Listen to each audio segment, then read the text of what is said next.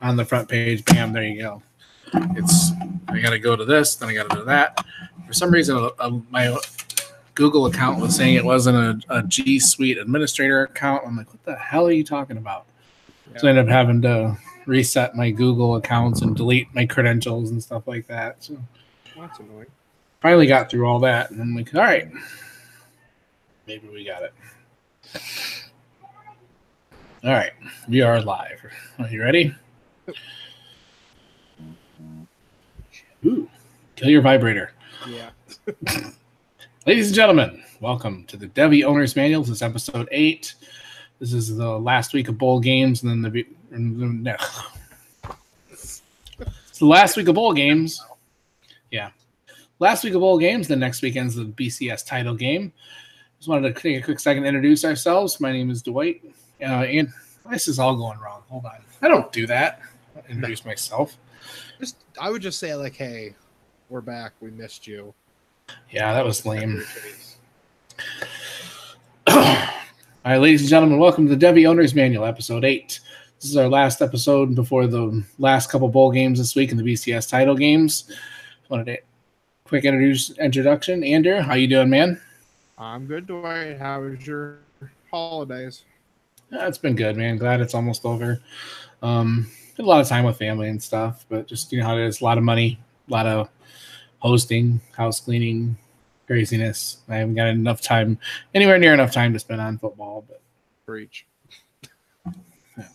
Just real quick, we did a quick shout out to Chris and Adam and the Dynasty Owner's Manual. They should be dropping a combined episode that we did with them probably sometime this week, so keep an eye out for that. We just wanted to take a couple quick minutes here to go over the games that happened in the BCS title games, the playoff games, and then go over the bowl games, because we're down to, we've had a lot of bowl games to this point, but not really great bowl games up till this point yet. There's obviously some. Yeah, it's been a lot of disappointment, but hopefully we got some really good ones coming up on the 31st and the 1st, and then obviously the title game. Hopefully it's not just an Alabama runaway. Do a quick recap of the playoff games. Andrew, did you have any impressions that stuck out with you about Clemson and Notre Dame, other than the fact that Notre Dame just didn't look like they belonged? I had two takeaways. One was Notre Dame needs to be in a conference. I'm tired of, I understand it's Notre Dame and all the respect in the world to the program, but if they would have played the same ACC or SEC schedule or even Big 12 schedule that the other three college football playoff teams, I don't think they would even be ranked by the end of it. I wish Georgia would have gone in. I don't think Ohio State getting in would have made a difference with Clemson. I think Georgia would have made a better game out of it just with the running game and the passing game, really. But my second takeaway is Clemson is here for the long haul. I think with Lawrence looking perfect, setting a college football playoff record yesterday for most passing touchdowns in a game I saw, which was 3, which is a low number, but still. ETN having his way, and wide receivers Rose and T. Higgins. Oh, Justin Ross looks sick, man. He looked filthy. Not Rose.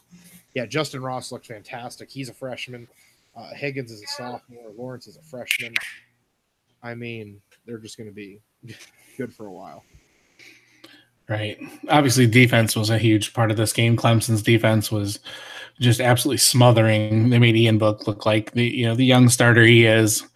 And I agree. I think Ohio State would have been better than Notre Dame, but I don't think they would have been a whole lot better. It was ugly, and I've heard the buzz for an 8-team playoff is getting legit. And it looks like it's something they're going to try to put in place next year, which I think it means all the things in the world. Because if Notre Dame wasn't forced to be in the top 4, I don't think they would have been. But I felt like the committee felt like they had to do it. So it was awesome. Clemson's defense it's good, and it's going to be really awesome to see them against Alabama. It should be a good title game. So speaking of Alabama, Oklahoma, it actually looked like it was going to be really ugly, and it ended up turning into be sort of an okay game. Yeah, it wasn't too bad. I watched a little bit of it at work, and then on my drive home, I saw that it was 21-0, and I was like, oh, okay. I said, this is not going the way I think anyone expected.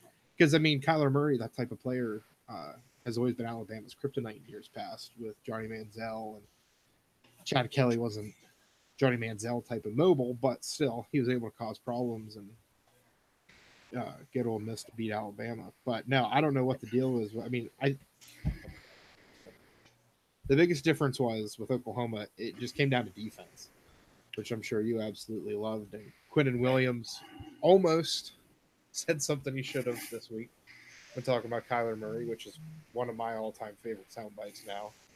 But no, this was definitely a defensive difference. I mean, Tua played a good game. Josh Jacobs, I really hope he declares because I think he'd be RB1 easily. I know everyone's like, well, he doesn't have the stats, yada, yada, yada. Sometimes you just got to look at the physical traits and the potential and go from there. If we're going off stats, Myles Garrett shouldn't have been the #1 pick 2 years ago. Right. He absolutely made a name for himself. There was anybody inside the Devy community has heard of Josh Jacobs, obviously, but all of a sudden on Twitter, he was being thrust into the picture there. And if he declares, he's definitely going to be one of the top ones. Like you said, the defense was Oklahoma just doesn't have one. And then they're not going to be a legit title contender until they really address that, I don't think. They got lucky last year and they played, pretty well, but you have to get into a shootout with them. And Kyler Murray has eventually settled down and he looked good. He's the first quarterback to rush for 100 yards against Alabama. And he did look good eventually. He made some throws that impressed the hell out of me. So. Very good throws, couple towards the end. Right. But, I mean, it was just too little too late by that point. At 28-0, I kind of went back and forth for a little while. But I just didn't see there was any way. And once, Oklahoma would start to creep up, Alabama would just turn it on and score an easy touchdown. I mean, it wasn't like almost felt like they were just a cat dangling, like dangling a mouse in front of a cat, kind of, like, you going to get it? Yeah, but it ended up, sort of being a decent game. But Alabama just looks head and shoulders above. Hopefully not every team they play them. Hopefully Clemson plays them good. So. I think Clemson and them are going to have a game. I'm hoping. On paper, they match up perfectly.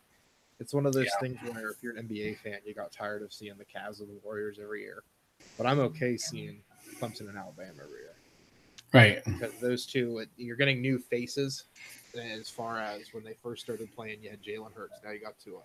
You had Kelly Bryant. Now you got Trevor Lawrence. ETN is a new face, and Ross and everybody else coming in getting recruited for Clemson. Very, very, very, very good team. And Dabo Swinney deserves all the credit in the world. He should have been Coach of the Year, not Mr. Kelly in South Bend. Right. But Dan Mullen had a much better case than even Chad Kelly, I thought. Or not. Brian Kelly, there you go. Did you just bring up Florida without me having to bring it up? Look at that, people. Yes. See, Dwight is in holiday spirit still. Something like that. Okay, now we'll get to the bowl games. There's a couple pretty good ones on the 31st and a couple, not good ones. First one that comes up on the 31st is Cincinnati and Virginia. So hopefully by the time you guys are listening to this tomorrow, this game will probably be going on. It's in the Military Bowl, which Cincinnati versus Virginia Tech, which I thought was strange. I thought normally one of the military schools played in the Military Bowl. But anyways, I digress. That makes too much sense. Yeah, from a standpoint of pro prospects, Cincinnati's just I like their sophomore running back, Michael Warren II. That's the only guy that stands out in the game for me. Anybody you want to see, Andrew? I like at the beginning of the year when Virginia Tech lost their quarterback, Josh Jackson. Not anybody necessarily for Devy's standpoint, but just fun to watch as a college player. Ryan Willis, their backup quarterback that had to step up and take over for Virginia Tech when he broke his leg. He was a transfer from Kansas, and usually if you go to Kansas football, you're not the best player, with all due respect. But Willis, since transferring to Virginia Tech, he has decent stats this year. He has a completion percentage at 58%, 2,400 passing yards, 22 touchdowns, 8 interceptions. So a decent touchdown-interception ratio. But Virginia Tech's still one of those smash-mouth type teams. They may not have Frank Beam as their coach, but they still rely on their defense and just smacking you in the mouth on offense. So I think I think it'll be a fun game. I mean, nothing that I'm oohing and on about over it, but like you said, Michael Warren is the only person I think Devy wise that is worth taking note of. Right. From a football standpoint, it should be a decent game, but it's another one of those 6-6 teams, Virginia Tech, that I don't think belongs in a bowl, but that's a whole nother episode, man. The next bowl game we have up tomorrow, today, if you're listening to this, Stanford versus Pitt in the Sun Bowl. I'm not going to go through the sponsors of these bowls. I think it's silly. Every one of them has some sort of sponsor. But this should be a pretty good game as well. I really like a lot of people on the Stanford side.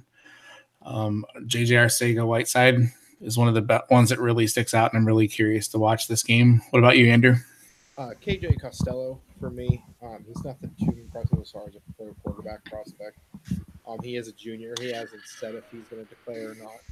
I don't expect him to, just because Stanford as a whole didn't have the greatest year. Usually when that happens, quarterbacks stay. But for me, one of my guys, Quadri Olson, running back for Pitt, I really, really like him more and more.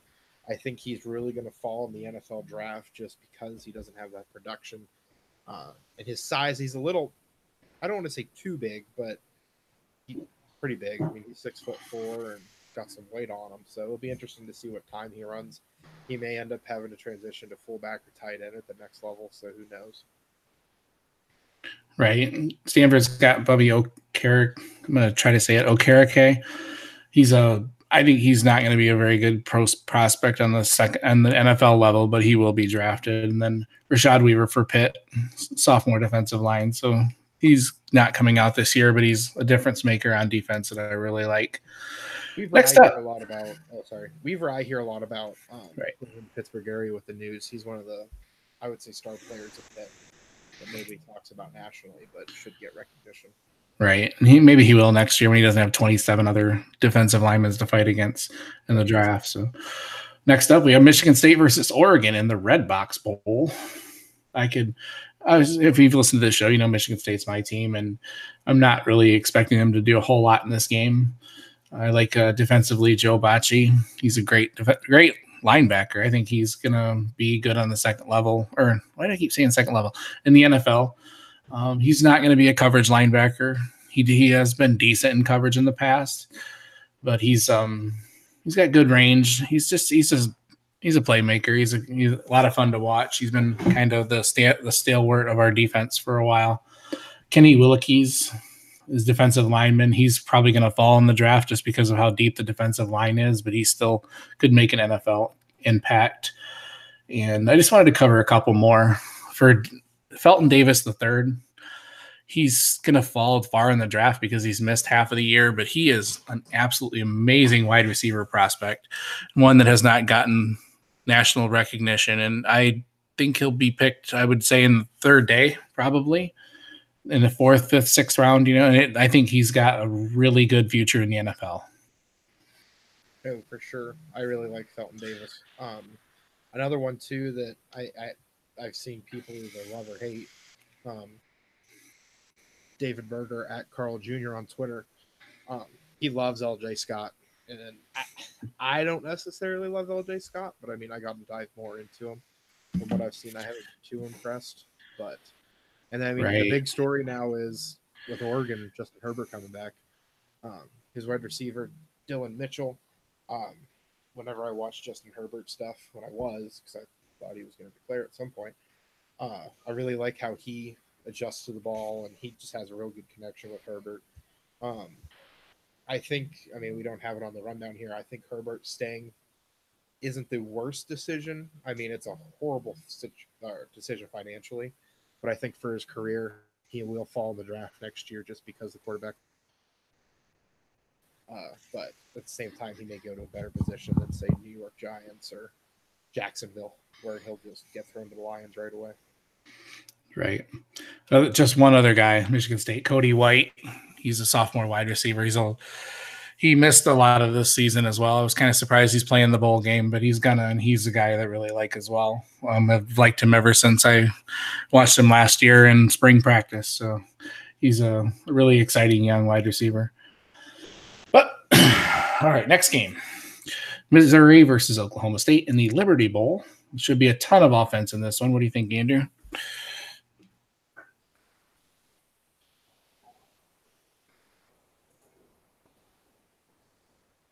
I thought What'd you hear? you Terry Beckner. What's that?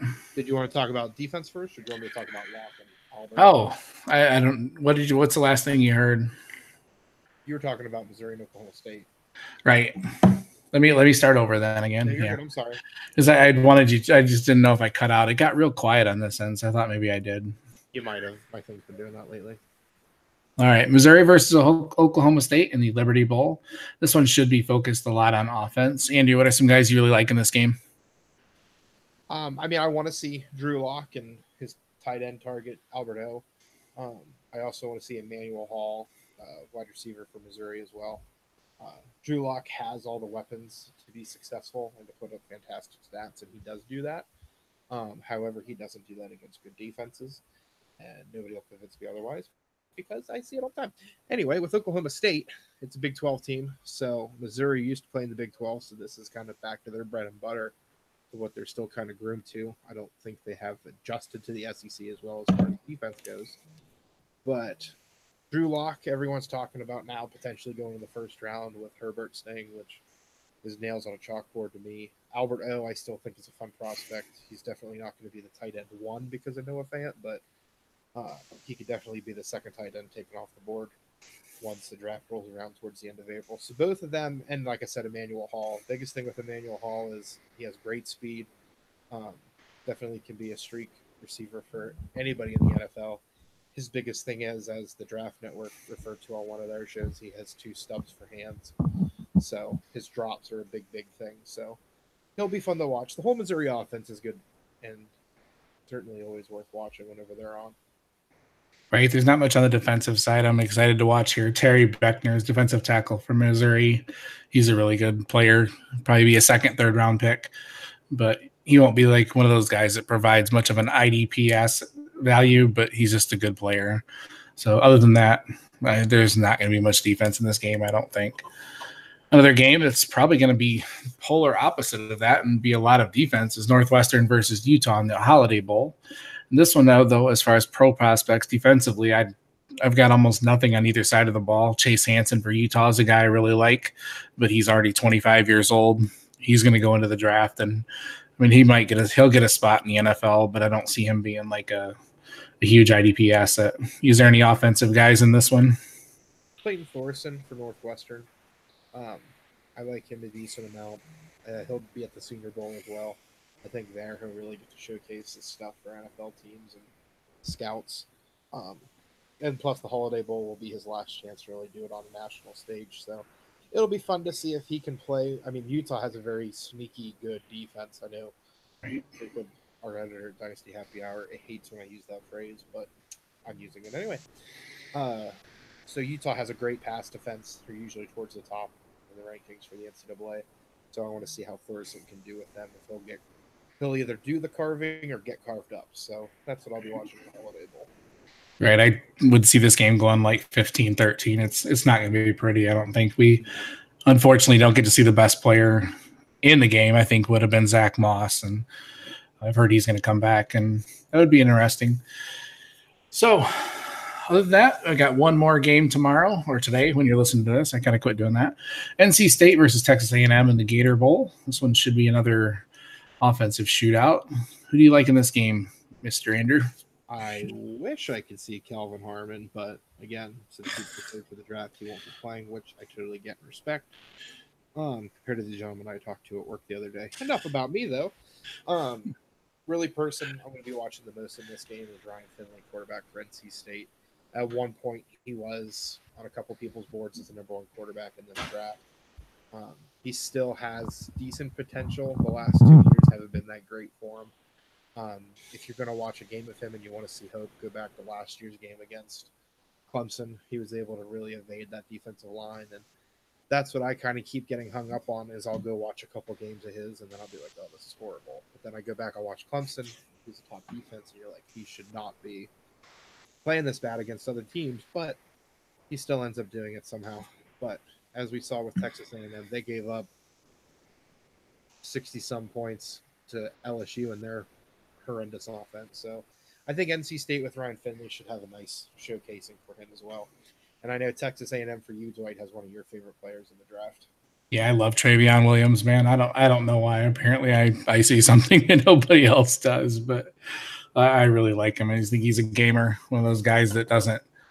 Yeah, he just plays football. He's fun to watch. He always gets positive yards. Nothing spectacular, just a good running back. Yeah, it's just whenever. Quick caveat though, whenever we say this, there's nobody to watch.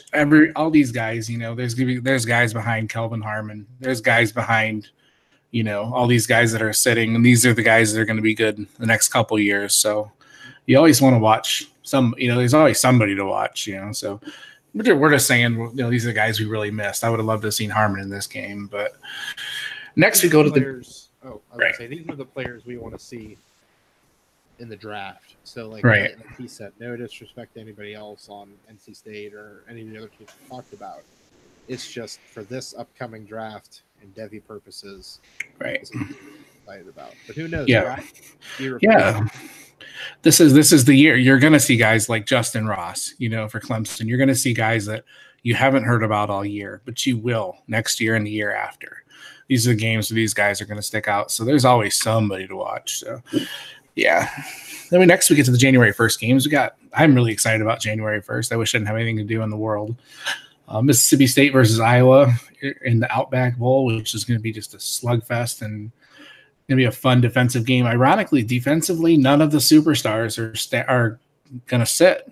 Jeffrey Simmons, Montez Sweat, Jonathan Abram, all potential first-round picks, are all going to be playing, which really shocked me. Yeah, no, they're all Simmons and Sweat have potential to be first-round picks. I've seen. One of the player with Noah Fant declaring and saying he's not going to play in the bowl game is redshirt sophomore TJ Hawkinson, who could still declare for the draft. I don't know if he will. So it'll be interesting to see. If I were betting, I bet he stays. If he declares, I'd be surprised. But TJ Hawkinson's the future at Iowa as far as tight ends go. Started with Kittle, now we're on the Fant, and the future is going to be Hawkinson. So I think they're going to be replacing Notre Dame for being the tight end production capital of the college football world. Right. I'd be surprised if he goes to. And on the defensive side for Iowa, I really like Anthony Nelson, the defensive end. I think he's coming out this year, and he's slowly improved throughout the season, but once again, very deep class. So, but he's should be a defensive slugfest in this game. Should be pretty interesting to watch if you love defense. Another one that's got some. I think this one will probably not go totally defense, especially if LSU brings that offense again, like we've seen they do have occasionally. LSU versus UCF in the Fiesta Bowl. Who do you like in this game, Andrew? I mean, like you were saying, with defense, Devin White, Greedy Williams won't be playing. Devin White, Devin White may not play. Or, oh my gosh, let me start this again. Devin White hasn't said if he's going to go to the draft yet. So, I mean, he's everywhere I've seen is a top 5 prospect. If he decides to stay, that's huge. On offense, though, for LSU, their running back, Nick Brissett, I really like him. Again, we talk about production factories for players and positions in college football to the pros. LSU with their running backs with Leonard Fournette and Darius Geis had Nick Brissett replace him, who's a senior, 6 foot, 218 pounds he's listed at. I like his speed. When I watched LSU play Florida this year, he gave them a lot of trouble, especially with their talented edge class and linebacker class that Florida has on defense. So Brissett's an interesting one to see. He might potentially climb up towards being a mid-round pick once the draft rolls around. So that's who I'll be watching with that. Right. I like it. You said Devin White and Grant Delpit from LSU. What I really just want to see in this game is this is UCF's put up or shut up type of game. They've said they belonged here last year. I think they didn't draw as good of a match in the bowl. This is going to be a tough match for them. I want to see how they do.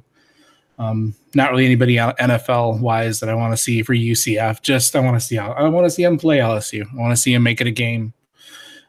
That's basically all. I just want to see from a fan standpoint, I think, more than anything. I'll be honest, from a fan standpoint, I want to see LSU demolish UCF. That's not a fan standpoint. That's a greedy Grinch standpoint. That's an SEC fan standpoint.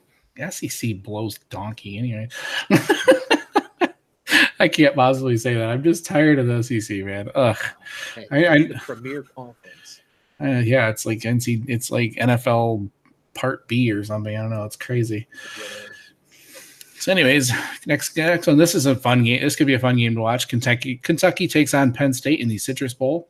Defensively, you got my boy Josh Allen there for Kentucky.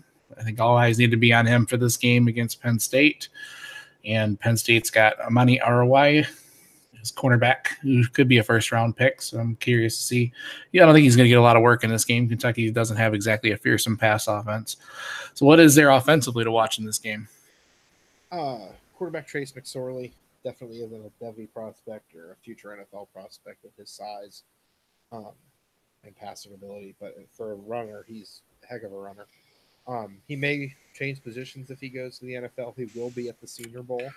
So maybe they'll throw him in a couple different positions there and kind of gadget him into a couple plays to showcase him there. Like you said already, Sanders, the running back for Penn State, he's a junior. I'd like to see him stay one more year. I know coming and replacing Saquon Barkley is going to roll, but Sanders has done a very decent job. So those two are really the biggest ones on Penn State for me. Another one that's a dark horse player is wide receiver Jawan Johnson, type play guy. The Ohio State game, he made a lot of crucial catches to keep Penn State alive and bail out Trace McSorley on a couple bad throws. Nice. Next up, we have the Rose Bowl, which is the granddaddy of them all. The one that I like to. We usually get up. It's a New Year's Day tradition for us to get up and watch the Rose Bowl parade. Actually, we don't have to get up and watch it. It's like 12 o'clock. It happens, but you know what I mean. Anyways, we got Washington against Ohio State this year, and a very huge contrast the playing styles. And this one, I'm just really, really, really anxious to see how Washington's defense does against Dwayne Haskins and that offense for Ohio State. No, for sure. Byron Murphy and Rapp going up against Dwayne Haskins and Paris Campbell is definitely going to be the matchup of the day, I think, for sure. If Dwayne Haskins has a good game, it comes down to where if I want him to declare for the purpose of this quarterback class would not be wasteland. But at the same time, I've seen the commercials with him at Ohio State, and he's a little kid and he's in the locker room. He's like, I want to play at Ohio State. And I think it might end up being another one of those Justin Herbert things. Grew up, loves that team, and he doesn't want to leave it. So I'm sure Tate Martell would love for him to leave, but time will tell. Paris Campbell, when I was on Top Dog Dynasty talking about some players, they all love him, obviously being Ohio State fans, but I think he'll be a real fun guy at the next level. He'll just be a playmaker. They could throw him in on kick returns, punt returns, sweeps. I think he'll make a living off of it. And you've seen what Cleveland's been able to do with Duke Johnson and Jarvis Landry on a couple of those, right. And had success with them. So it's making its way into the NFL more and more. So that's who I'm most excited about as far as Haskins and Campbell on offense. Defense is really where this whole game is going to be at. There's just a lot of names and a lot of people to watch. They'll be flying all over the field. Yeah, right. Other than Murphy and Rapp, we also have Draymond Jones for Ohio State, Kendall Sheffield. Both those guys will be probably day 2 at the latest. Ben Burke-Kirven from Washington, a guy I really like a lot. I actually was thinking this the other day that I was one of the few that pushed Leighton Vander Esch really hard last year, and I see a lot of the same qualities in Ben that I saw in Leighton. I got to watch a little more tape. So I just really like him. I think he's got that instinct, and he's got things you just can't teach. So he's a pretty exciting guy to watch. It should be a great game. I mean, I really hope that Washington can contain. I thought it was going to be a great game when they played Michigan. So when Ohio State played Michigan. So we'll see. And last up, another I think going to be an excellent game as well as Texas takes on Georgia in the Sugar Bowl. Who do you like in that game, Andrew? I mean, it is really both teams have very solid defenses, but at the same time, one of the biggest defensive stars, which I'm sure you'll get to, is not going to be playing. But that being said, for Texas, you got quarterback Sam Ehlinger, the Big 12 Tim Tebow, with his running ability and smash mouth style. When he runs, he'll drop a shoulder and get an extra couple yards across the goal line. and then at the same time have a horrific throwing motion. But anyway, who he throws to is who I'm more excited to look at with Colin Johnson and Little Jordan Humphrey. Really like Colin Johnson a lot. He might be a top 5 receiver for me when everything's all said and done. So that's who for Texas I'll be watching. And then for Georgia, comes down to the running backs, Elijah Holyfield, DeAndre Swift, Jake Fromm, who's probably going to be QB1 next year, who I'm really, really excited about and have him in a Devy league that I took over as a super flex. And I can't say enough about Jake Fromm. I really, really like him. And then DeAndre Swift, that running back class next year is just going to be insane. We were talking about it in our group chat the other day for Dynasty Happy Hour. Dobbins, Akers, Swift. I mean, you can go on and on. There's more players, but there's a lot to watch again with these last 2 games. Definitely the 2 best bowl games, I think, are obviously January 1st. It's going to be the Rose Bowl and the Sugar Bowl. Andrew, I did not write this down. Is Riley Ridley playing? I don't see why not. Yeah, I think he is. He didn't pop up on my list as not playing. So he's another one where he hasn't technically declared. All of a sudden he's getting. I've seen people that having him as the first running wide receiver coming off the board this year, and it seems and everybody's like, why?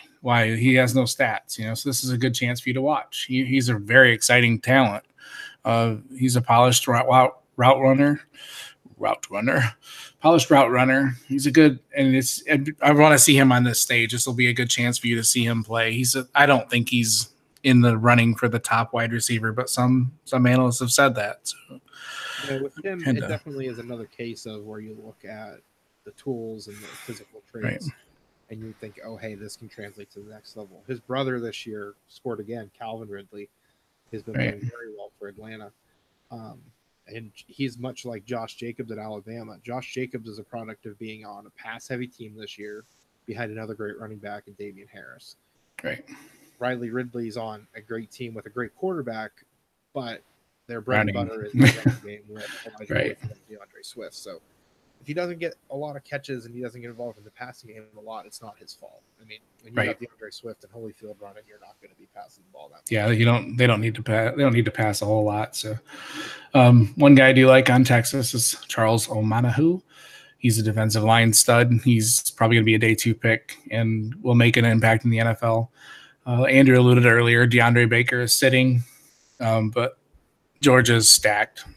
You'll see some guys that are going to pop through, and these are going to be the next guys up, the next guys on the next strong Georgia defense. So, yeah, that's all I got with these bowl games. I think we'll plan on coming back next week before the championship game and doing a quick recap, and then maybe delving real deep into the championship game. And does that sound good, Andrew?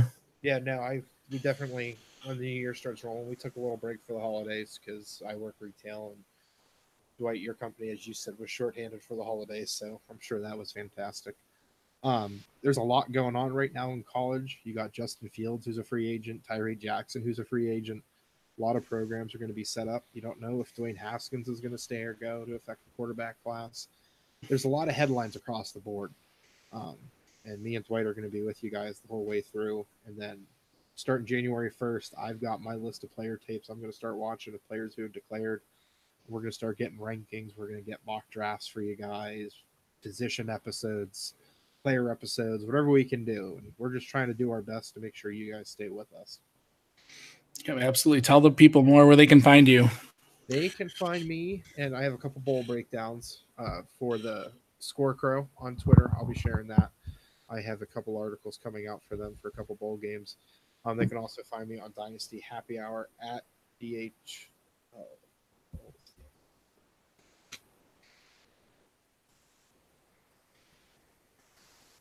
You can find me at the Dynasty Happy Hour on Twitter, at DynastyHHPod, DynastyHappyHour.com.